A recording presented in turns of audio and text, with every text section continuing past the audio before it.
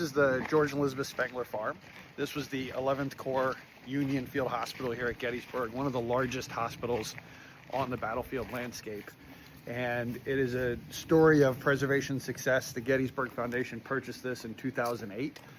And as the superintendent at the time said, the great thing about Spangler Farm is that it hasn't been touched since 1863. But the terrible thing about Spangler Farm is that it hasn't been touched since 1863. So it took a lot of work to get the site back to the way it looks now. But more than 1,900 wounded soldiers passed through here.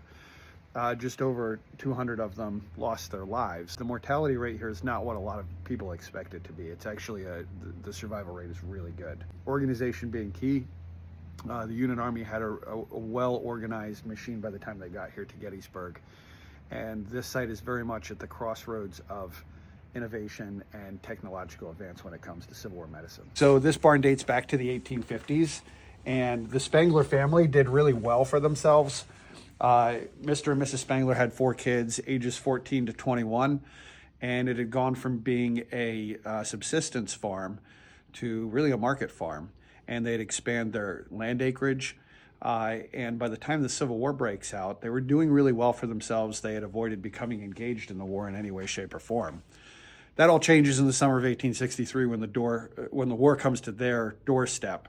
And like a lot of civilians, they have to grapple with that choice. Do we stay or do we get out? And the Spanglers have all of their blood, sweat, and tears in this place. They decide they're going to stay. So they're given one bedroom on the second floor of the house. The barn is taken over as the initial major part of the hospital site. And where we're standing right now in the basement was largely the pre-op. There were 4 operating tables just outside the front here at the forebay. So you have a lot of soldiers on this dirt floor that was just hours before used to house livestock in the muck, in the mire.